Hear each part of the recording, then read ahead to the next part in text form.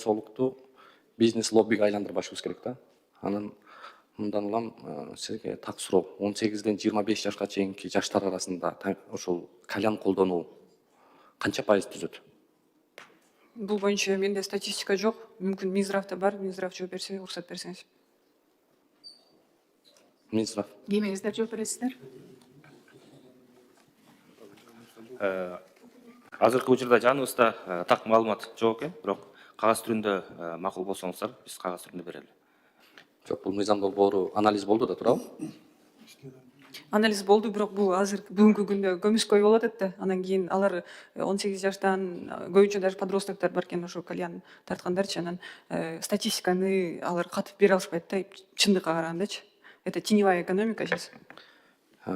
Бирок биз мисалы үчүн айрым коррупциялык тобокелчиликтерди алдын алабыз деп аттуу менен келечегибизге чоң коркунуч жаратып албашыбыз керек деп ойлойм. Эмне үчүн дегенде бүгүн жаштар булар абдан назик, абдан талуу катмар.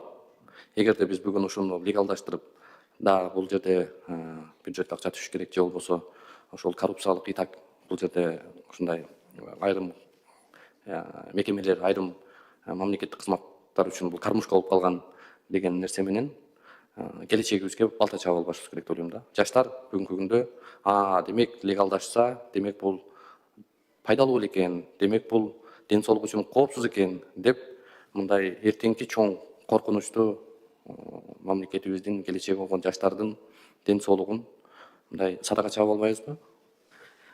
Жок, бүгүнкү күндө запрет болгонуна байланыштуу кальяндар бар болуп иштеп жатып, зыяны түздөн түз жаштарга азыр тийип атат да. Жаштарга, ошол эле тамак аш отуруп жеген, ошолорго келип жыттангандарга зыяны тийип атат. Анан ошол себептен бул талаптарды күчөтүш үчүн мыйзамга киргизип, так санэпидемиологиялык стандарттарды күчөтүлгөн талаптар менен Минздрав коюп берет да уже. Мыйзам боюнча бүгүн тыюу салынат, туурабы? Мыйзам боюнча бүгүн наоборот уруксат берилет, бирок күчөтүлгөн талап. Жок, учурда тыюу салынат да, туурабы? Учурда тыюу салынган. Ошону сурап атам. Демек бул мыйзам боюнча тыюу салынса, аны жөнгө салынбаган, ошол мыйзамдан аткарылбаганына ким күнөлүү? Буларды эми барып максимально что может сделать, это санэпидемнадзор барып максимум штраф коет экен. Физический лицолорго 5 000 коет экен, юридический лицолорго 30 000 коет экен. Конкреттүү механизм барбы? Кайсы орган бүгүн көзөмөлдөйт эгерде ушул ишке ашыра турган болсок? Минздрав. Кантип көзөмөлдөйт? Минздрав лицензияны киргизип атканда лицензияга талаптарын коет. Анан кийин булар внезапный проверка менен барат, плановый проверка менен барат, барып эле текшерип баштайт да. Азыркы биз киргизип аткан мыйзам менен талаптар коюлуп атат. Жабык болуш керек, 18 жаштан улуу болуш керек. Анан кийин атайын эмелер воздухту тазалоочу системалар болуш керек дегенчи. Бул механизм ким иштеп чыкты? Бул механизм азыр мыйзамга закрепляется, а дальше уже мыйзамдын такталган детальдарын здравоохранение, Минздрав аныктап тактап чыгат эмеге жараша. Бул өкмөттүн токтому менен бекиби же мыйзам менен бекиби? Уруксат мыйзам менен бекит, а лицензия токтом менен бекит. Механизмдерин айтып атам. Токтом. Өкмөттүн токтому менен. Мен ушул эки нерсеге жооп алсам, бул мыйзам долбоорун колдоп берем да. Биринчиси, дүйнөлүк саламаттык сактоо уюму бар. Дал ошол уюмда биз келишим кылганбыз. Мына ошол дүйнөлүк саламаттык сактоо уюмунун принцибине шайкеш келеби ошол карама каршы болуп калбайбы? Бүгүн биз коомдук жайларда тамеки же болбосо ушу кальян колдонууну азайтууну макул болуп, дүйнөлүк саламаттык сактоо уюмуна кол койгонбуз, макулдашканбыз. Анан ошол принципке туура келеби? Азыркы күндө биз билгендей бизде дүйнөлүк саламаттык сактоо уюму менен рамочный конвенциябыз бар. Ошол рамочный конвенциянын негизинде чындыгына алганда бул биз тамеки чегүүгө, ошондой эле жана электрондук тамекилерди чегүүгө, кальян жана башка ушу никотин кармаган заттарды чегүүгө тыюу салынат да. Анан ошонун негизинде бул рамочный конвенцияда баягы азыркы күндө ошо изилдөөлөрдүн негизинде адамдын ден соолугуна кандай зыян келтирет, ошо зыяндын негизинде ар бир жаштар арасында, тамеки чеккен арасында кайсы оорулар пайда кылат, ошолордун баары изилденип чыккан. негізінен алғанда саламаттық сақтоо тармағынан мындай айтканда биз каршыбыз. Чекпейлөө койсо деген мааниде да, бул электрондук сигареттерди тыюу салынбадыбы? Саламаттык сактоо министрлиги каршы болуп атасыздарбы? Жок, биз департамент катары айтып атам да, мен өзүмдүн мнением катары. А так негизинен адам укугун коргош керек. Ар бир адам укугу бар, ошого жараша баягы, бирок канчалык ар бир тыюу салынган нерсеге өзүнчө дагы көзөмөлдөө иштер жүргүзүлүп, баягы нормага жараша иш жүргүзүш керек да. Кыскача жөнөкөй жалпак тил менен түшүндүрүп бериңизчи. Дүйнөлүк саламаттык сактоо уюмуна каршы келеби, келбейби? Бул мыйзам долбоорунун авторлор. Негизинен каршы келет го деп. Каршы келет. Жок, вы не уверенно отмечаете. Сиз тактап айтпайсызбы? Келет, анан келбейт, анан келиши мүмкүн дебей, так жооп берсеңиз. Мына мыйзам долбоорунун автору сиздер, Каршы келеби, келбейби?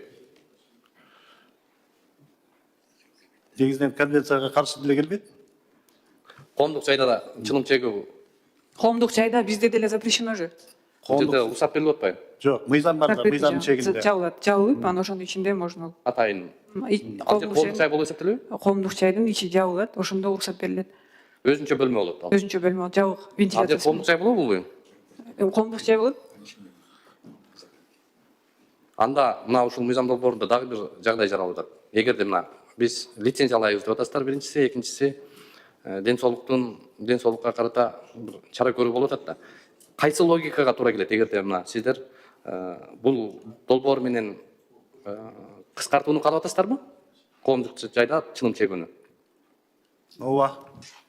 Кантип кыскартып атасыздар анда? Негизинен алганда азыркы күндө баягы көзөмөлсүз болуп атпайбы? Биздин органдар тарабынан бул кальяндарды болсо азыркы жанагы коомдук тамак аш жайларында чегип атышат, өзүнчө ошо баягы ночной клубтарда чегип атышат.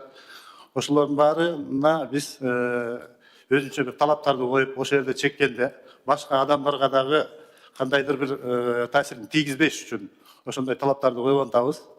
Ошолордун негизинде баягы жалаң уруксат алып, ошо уруксаттын негизинде гана болгон талаптардын баарын сактоо менен иштөөгө, баягы ошонун негизинде анан элдер арасында дагы түшүндүрүү иштерин жүргүзүп, ошо чеккен адамдардын арасында түшүндүрүү иштерин жүргүзүү менен баягы Улукбек Карымбекович, мындай болуп атат да. Бүгүнкү күнү чындыгыбыз мындай. Все хаотично. Ким кааласа кальян алып келет, даже айтып атышат, кафеге барса, кафелер өздөрү сурайт экен, кальян керекпи, кереги жокпу депчи. Хотя это запрещено. Анан бунун баары хаотично развивается и идет. Анан кийин биздин мыйзамдын эң негизги талабы буну бир иретке келтирип, жанында отурган адамдарга зыяны келбеш керек. Чеге турган болсо, кирип отдельный комнатага барып өзүнүн жумушун аткара берсин. Негизи ушул мыйзам долбоору биздин улуттук саламаттык саясатына туура келеби? Туура келбейт. Ким жооп бере алат? Онлайн катышуучулар. Онлайндан Өзүңүздү тааныштырып кетсеңиз, кимсиз? онлайн Чынара Бекбасарова, мен тамекеге каршы күрөш боюнча координатор, эми отделде бөлүм башчысы болуп иштейм азыр. Бирок азыркы айтылып аткан сөздөрдөн мен кичине ооруп аткандыктан келе алган жокмун. Негизи бул алло, сиздерге угуп атабы? Угуп атабыз. Айта бериңиз. Бул мыйзам долбоору согласование болгондо Министерство экономика бизге 5 февралда жиберген, бирок ал жиберген убакта жанагы коомдук талкуудан да өткөн эмес, анализ регулятивного воздействия дагы болгон эмес. Анан биз ошого каршы заключение бердик. Ошол каршы берген заключение, ошол каршы заключениябыз аны Минэконом көңүлгө алган жок, кайра согласованияга жиберген жок. Анализ регулятивного воздействияны жасап атканда Министерство здравоохранениянын специалисттери кошулган да эмес. Вообще эле ден соолуктун, адамдардын ден соолукка болгон таасири эч качан бул жерде каралган эмес. Негизи эгерде 17 миллионго чейин жыл сайын акча экономика жагынан караганда неинфекционный заболевания Түшүнүктүү, чоң рахмат, чоң рахмат. кетип атат. А бирок деген санап келгенде мындай бул анализ регулятивного воздействияда бир дагы андай сан жок, эчтеке ден соолук менен байланыш жок. Бүгүнкү күндө бардык коомдук жерлерде жана иштеген жерлерде баягы мекемелердин ичинде, зданиялардын ичинде тамекиге каршы кальянга кошулуп запрет бар. Бардык жерде, кальянный центрлерде да. Эми буну кайра ачып атканда бул деген баягы алкактык, тамекиге каршы күрөш боюнча алкактык конвенция бүткүл дүйнөлүк саламаттык сактоо боюнча алынган 2006 жылдан бери ага карама каршы келип атат.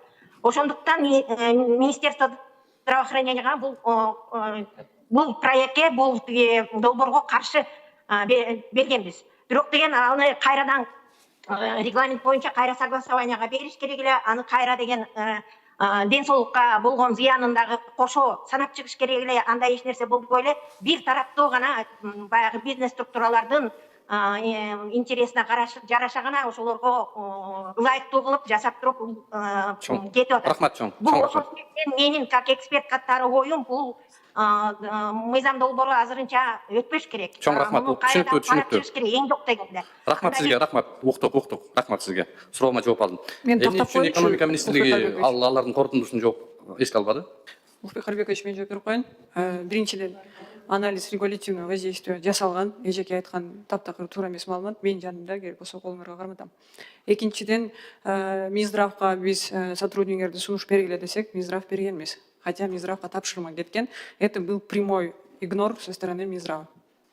Негизи, урматтуу кесиптештер, мен бул мыйзам долбооруна каршымын. Эмне үчүн дегенде бүгүнкү күндө бул биздин улуттук саламаттыкка дагы каршы келет. Ошол эле учурда эл аралык нормаларга, эл аралык саламат сактоо уюмдарынын келишимдерине да каршы келет. Үчүнчүдөн бул Конституциялык палатага дагы жөө болот бул мыйзамды артка кайтарууга. Эгер өтүп кеткен күндө дагычы.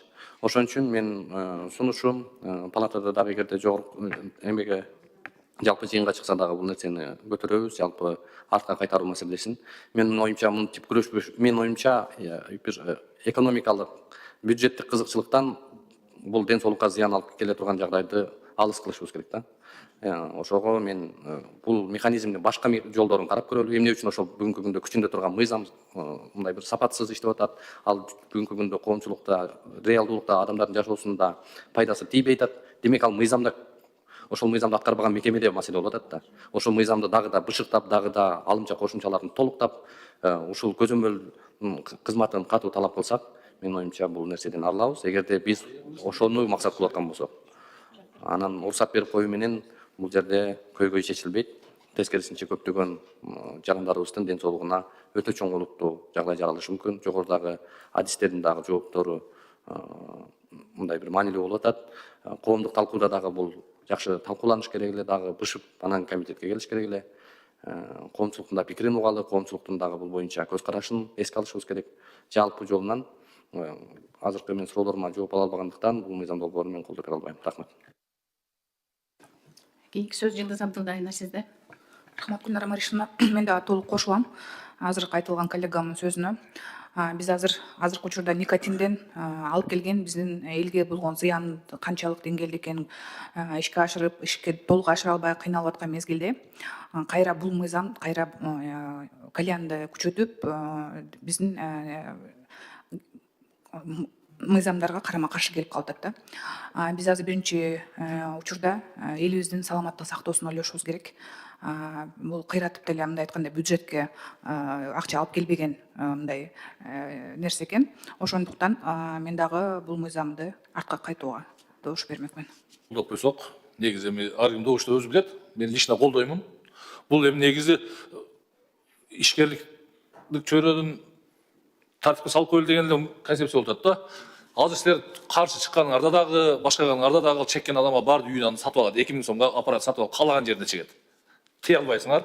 Экинчиден, аны эч ким заставить этпейт, мага чек сен астына коюп бербейт. Просто кальян чеге турган жерлерди сиз айткандай ычкаларын жакшылап коюш керек да, аны коюп бериш керек. Тамеки менен мунун айырмасы ат менен төдөй. Тамеки башка нерсе, бул башка нерсе. Зыяндуулугу дагы ат менен төдөй эле айырмасы бар да негизи. Бул эми ар кимдин өзүнүн ою. Мен оюмду айтып атам. Концепцияны азыр колдоп беришибиз керек. Андан кийин кошумчаларды баардыгы берсе, ошону талкуулап, анан кийин көрө жатабыз да. Мен колдойм. Процедурный. Менин оюмча негизи бул ден соолуктан биз акча таппашыбыз керек. Ден соолук акчадан жогору турат. Ошон үчүн ден соолукка байланыштуу маселеде биз кылдат болушубуз керек.